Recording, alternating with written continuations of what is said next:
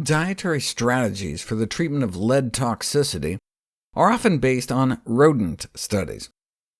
However, for tofu at least, there was a population study of people showing lower lead levels in men and women who ate more tofu.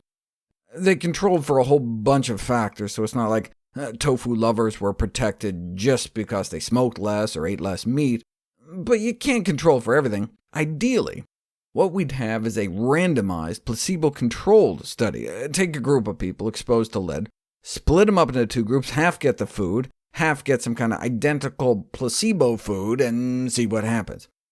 Easy to do with drugs. You can just use look-alike sugar pills as placebos.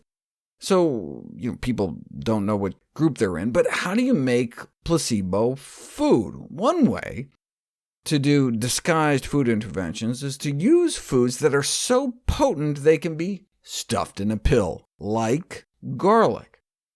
There had been various studies on the effects of garlic in rats, and as a potential antidote for lead intoxication distributed among different mouse organs, but who eats mouse organs?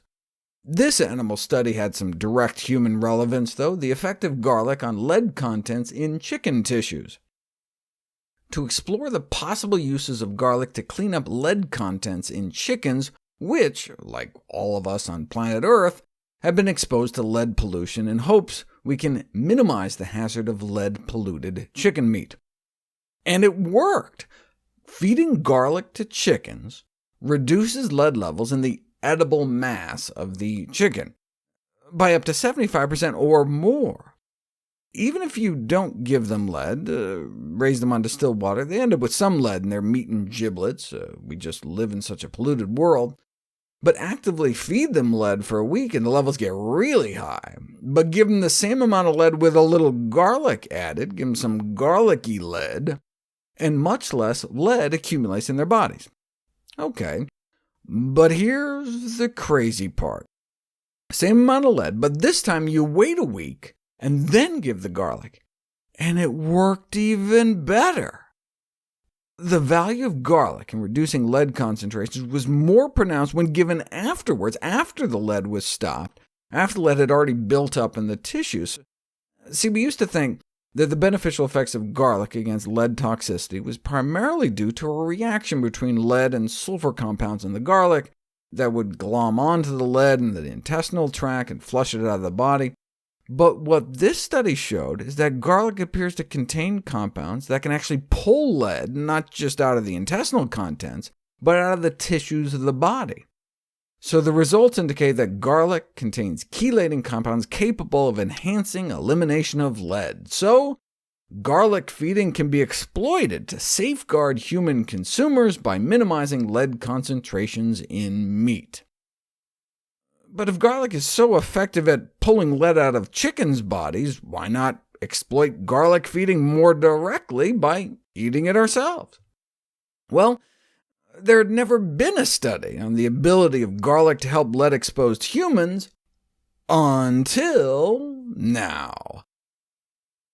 Actually, I'm embarrassed to say, the study was published back in 2012, but I missed it. That was when I was just setting up nutritionfacts.org, getting it up and running. Now that we have a staff and whole research team, hopefully important studies like this won't slip through the cracks in the future. But here we go, a head-to-head comparison of the therapeutic effects of garlic versus a chelation therapy drug called D-penicillamine. 117 workers exposed to lead in the car battery industry were randomly assigned into one of two groups, the drug 3 times a day, or an eighth of a teaspoon of garlic powder compressed into a tablet 3 times a day. That's about the equivalent of 2 cloves of fresh garlic a day, for a month. As expected, the chelation drug reduced blood lead levels by about 20%. But so did the garlic.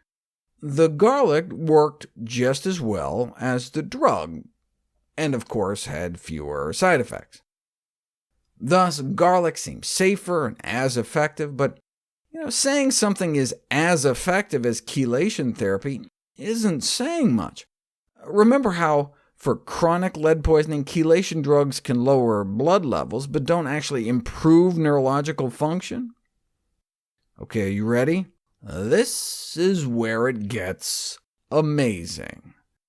Significant clinical improvements were seen in the garlic group: less irritability, fewer headaches, improvements in their reflexes and blood pressure after treatment with garlic, but not the drug. So garlic was safer and more effective. Therefore, garlic can be recommended for the treatment of mild to moderate lead poisoning.